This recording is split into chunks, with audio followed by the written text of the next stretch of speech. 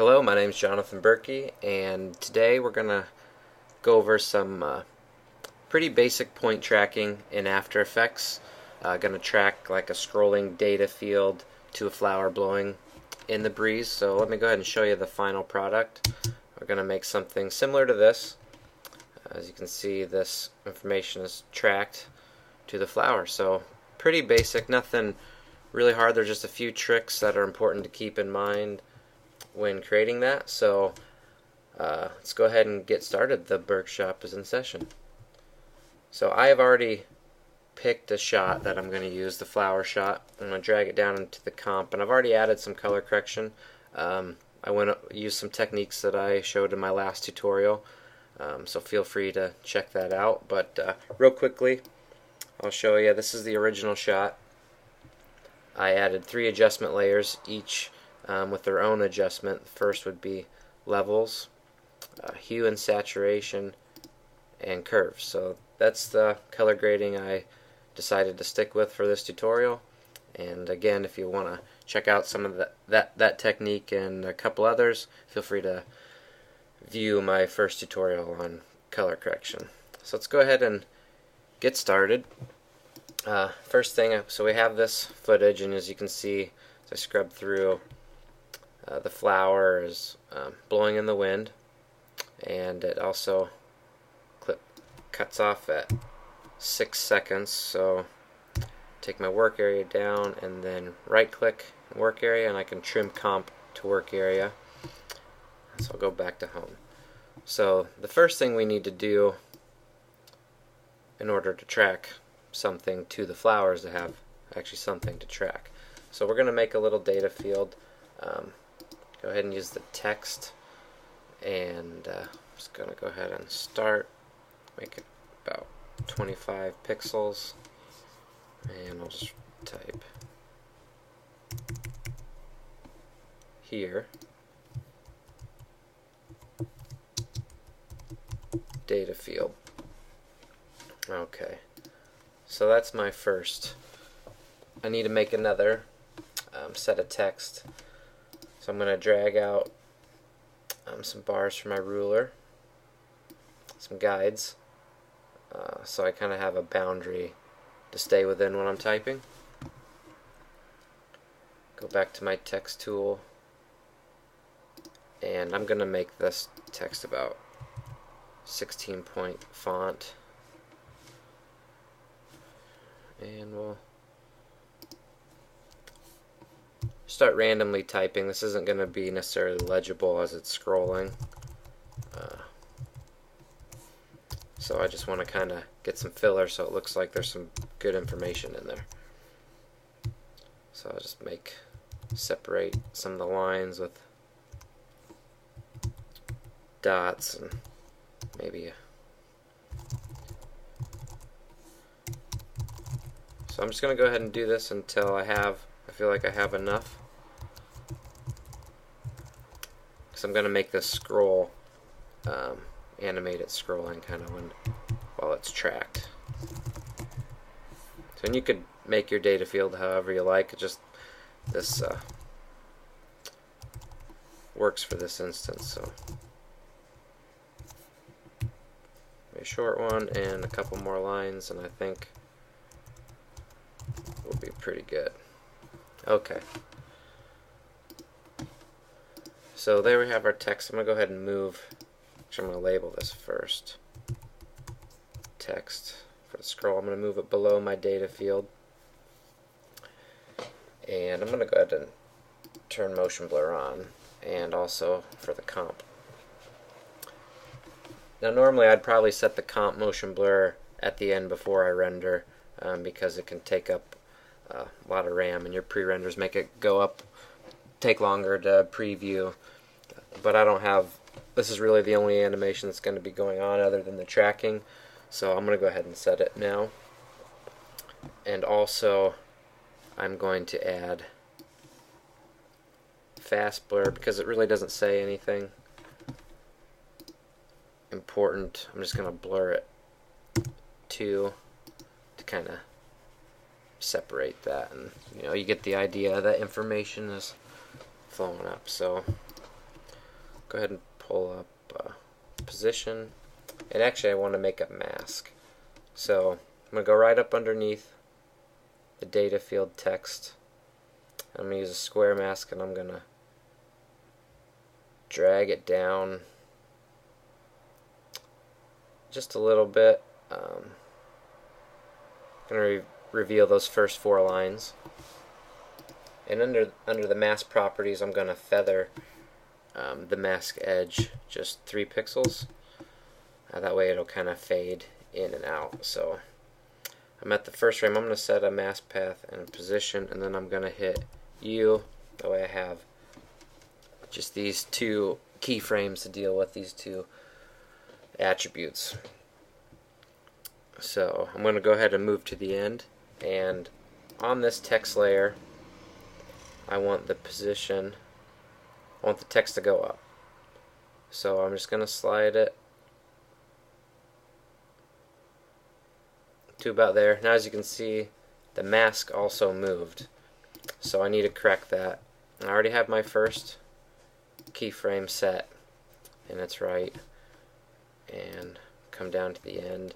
I'm just going to double click it, grab the mask and hit shift, and I'm just going to slide it down right back underneath there. So we'll scrub through real fast, and as you can see, the text is scrolling up behind the main data field text. So pretty easy, nothing too fancy. Now next thing I'm going to do, I'm just going to remove these guides, get them out of my way. I don't need them anymore. And I'm going to highlight my 2 text layers, go up to Layer, Pre-Compose, move all attributes, and I'm just going to label it Data Field. Okay. So it's a little fuzzy, as you can see, so I'm going to hit Continuously Rasterize, and it sets me back to where I want it. Now I need to move the text and kind of place it in my composition. Where do I want to put it? So I'm thinking that right here might be a nice spot, just kind of up off to the left of the flower. So because we're going to track this to this flower right here, this text to the flower. So we want it to move as the wind kind of blows this flower. We want our text layer to kind of move with it, to stay in sync. So there's a couple kind of tricks to getting this to work right, and like I said, it's not very difficult, but there are a few things you need to kind of get right to do it correctly. So first I'm going to go ahead and click on my pan behind tool so I can grab this anchor point for the text layer. I want to track to this spot right here on the flower, the real dark spot. It separates itself from the flower. In the background it's real dark, so it's a good contrasty spot. So the reason why I want to place my anchor point there is because I'm also going to place my tracking marker there. And in order for this to look right, to stay in this position, I need my anchor point and my tracking point to match. So I have that. I'm going to go down here and go to my window tracker. I'm going to set my motion track to the flower shot,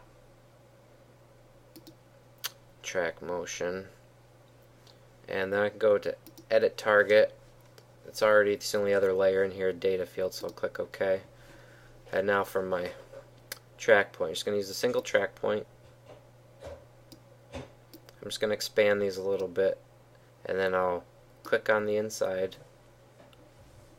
I'm going to go up to the flower, and I set my anchor point about center of this, the center of that flower, that dark spot. So I'm going to click it in there, and then I'm just going to adjust the inside track box to the point, and then the outside. So like I said, there's a lot of contrast here, so it's going to be a pretty simple track. But as you remember, I put my anchor point at the same spot that my track point is. Okay, so I already have the track point set, so what I'm going to do, I'm already at the beginning of the comp, so I'm going to come down here, and I'm going to analyze forward, and I'm going to let it run. This, depending on your machine, could go pretty quickly, could take a little while, and also the complexity of the shot. This is a static shot with just something blowing, so it shouldn't take too long. Go ahead and let it run, and as you can see, it's tracking pretty good. If it's a bad track, you'll see it kind of starting to jump off, and if there's all kinds of crazy twisting, then you might need to do some more advanced tracking, like in Mocha for After Effects, which maybe I'll do a tutorial on that sometime in the future, but there are plenty out there. So as we're moving forward, basically this is creating all the tracking data that I'm going to connect. As you remember, I hit edit target, and my target was the data field, our text that we created.